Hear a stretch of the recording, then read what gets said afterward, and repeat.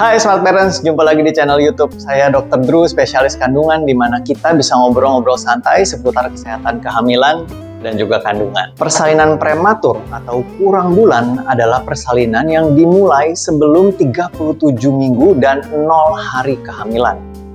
Fakta pertama langsung untuk Smart Parents, bahwa kehamilan normal itu berlangsung selama 37 hingga 42 minggu. Sekitar 1 dari 10 bayi menurut studi di Amerika Serikat itu akan lahir prematur, di mana 80% diantaranya disebabkan oleh persalinan prematur yang dimulai dengan sendirinya atau setelah pecahnya selaput ketuban sebelum persalinan prematur itu dimulai. Bayi baru lahir yang kurang bulan atau prematur itu beresiko mengalami masalah yang berkaitan dengan perkembangan sistem organ yang belum sempurna. Masalah-masalah ini termasuk kesulitan bernapas, sulit mengatur suhu tubuh, sulit makan, cedera pada mata, usus, dan juga sistem saraf. Kelahiran prematur atau kurang bulan merupakan penyebab utama komplikasi dan kematian bayi baru lahir. Oleh karena itu, sangat perlu kita bahas nih Smart Parents. Jadi yang akan dibahas dalam video kita kali ini adalah yang pertama, faktor risiko dari kelahiran prematur. Kedua, penyebabnya. Ketiga, bagaimana cara prediksi kelahiran prematur. Yang keempat, gejala-gejala dan tandanya. Dan yang kelima, cara mengobatinya. Dan juga tidak lupa yang keenam, pencegahan dari kelahiran prematur pada kehamilan selanjutnya. Jadi kita bahas semuanya Smart Parents. Yang pertama tentang faktor risiko. Sebetulnya sulit untuk memprediksi siapa yang akan mengalami persalinan prematur. Kondisi kehamilan tertentu memang mudah diketahui dan akan secara langsung tuh meningkatkan risiko. Namun sebagian besar dari kelahiran prematur ini terjadi pada wanita yang tidak memiliki faktor risiko apapun yang diketahui. Nah, faktor risiko terbesar untuk kelahiran prematur adalah riwayat kelahiran prematur sebelumnya. Meskipun sebagian besar wanita yang pernah melahirkan prematur sebelumnya akan memiliki kehamilan cukup bulan di kehamilan berikutnya. Faktor-faktor lain yang dapat meningkatkan risiko seorang wanita untuk melahirkan secara prematur. Yang pertama, hamil dengan anak kembar, misalnya kembar 2, kembar 3, atau lebih. Yang kedua, riwayat terapi pembedahan pada leher rahim, seperti yang disebut dengan konisasi leher rahim, prosedur eksisi bedah, dan juga dilakukan eksisi pembedahan pada leher rahim untuk pengobatan hasil pap smear yang tidak normal. Nah, penjelasan mengenai pemeriksaan pap smear dapat dilihat di video saya sebelumnya. Berikutnya adalah kelainan rahim. Risiko berikutnya adalah perdarahan rahim, terutama pada trimester kedua atau ketiga.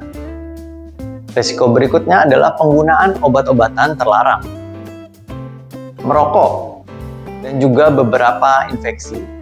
Dan juga terdapat cairan ketuban yang berlebihan. Risiko berikutnya adalah interval kehamilan yang terlalu pendek atau kurang dari 12 hingga 18 bulan antara kehamilan. Dan risiko selanjutnya adalah operasi perut selama kehamilan atau anemia sedang hingga berat di awal kehamilan.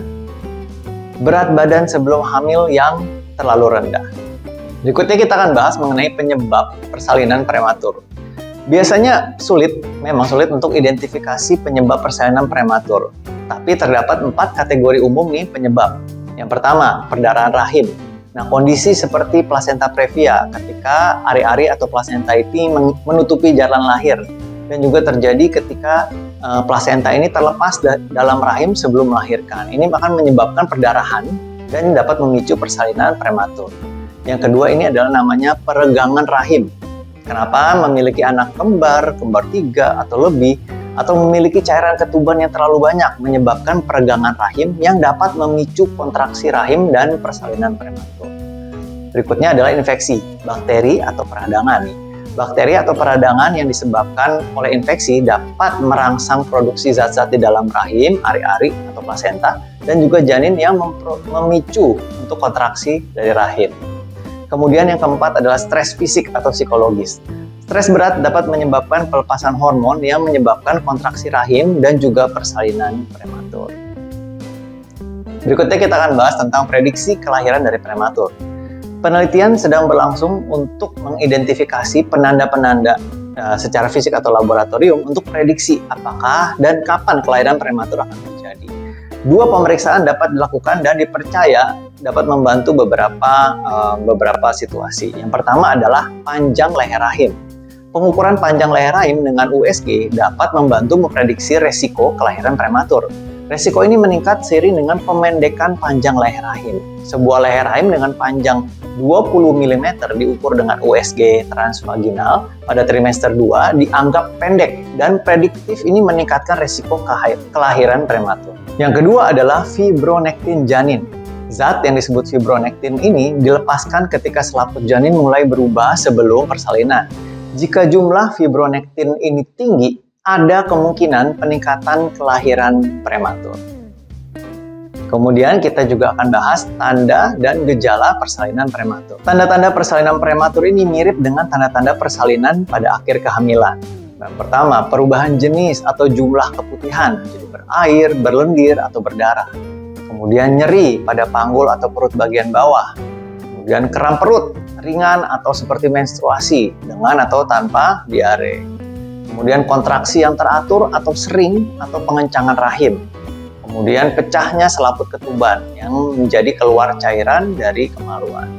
Intinya seorang wanita harus segera menghubungi rumah sakit jika dia khawatir bahwa dia ini mengalami persalinan prematur atau memiliki gejala-gejala lain yang mengkhawatirkan. Tips untuk smart parents. Seorang wanita harus segera konsultasi jika dia mengalami lebih dari 6 kontraksi dalam 1 jam yang berlanjut meskipun kondisi berbaring dan istirahat, atau jika dia mengalami kebocoran cairan ketuban atau mengalami perdarahan dari kemaluan. Kita akan bahas mengenai perawatan persalinan prematur. Perawatan atau terapi dapat diberikan dalam upaya untuk memperlambat atau menghentikan persalinan prematur.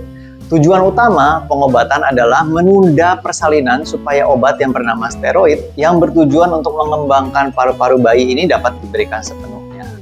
Menunda persalinan pada bayi yang kurang bulan juga memungkinkan seorang wanita ini untuk dipindahkan atau dirujuk jika diperlukan ke fasilitas yang dapat memberikan perawatan khusus kepada bayi-bayi kurang bulan.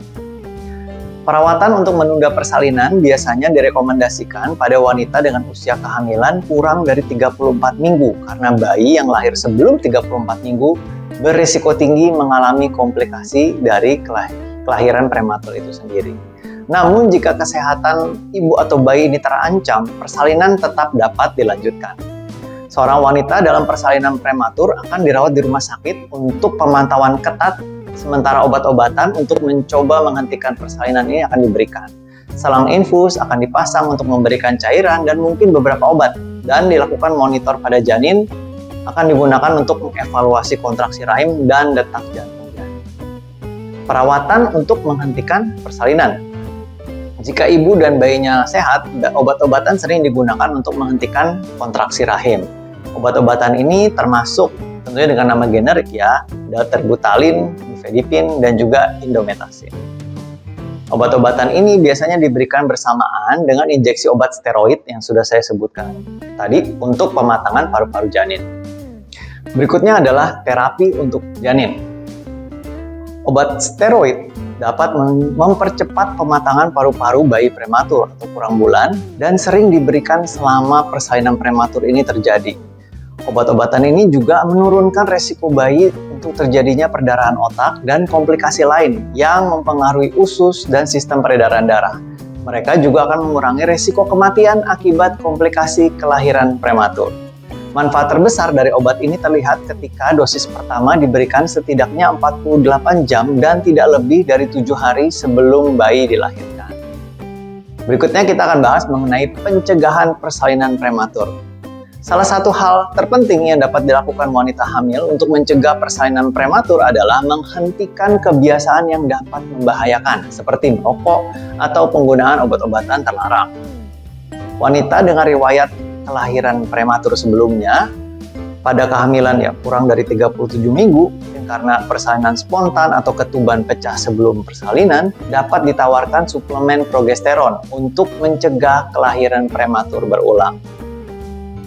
Suplementasi progesteron ini akan dimulai di antara 16 hingga 26 minggu usia kehamilan dan berlanjut hingga 36 minggu.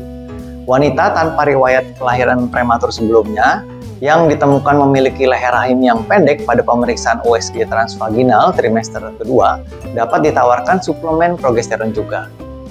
Wanita dengan riwayat kelahiran prematur sebelumnya yang ditemukan memiliki leher rahim pendek pada pemeriksaan USG transvaginal trimester kedua dapat ditawarkan jahitan pada leher rahim. Nah, sekian info dari saya, semoga bermanfaat. Silahkan subscribe, like, share, dan komen.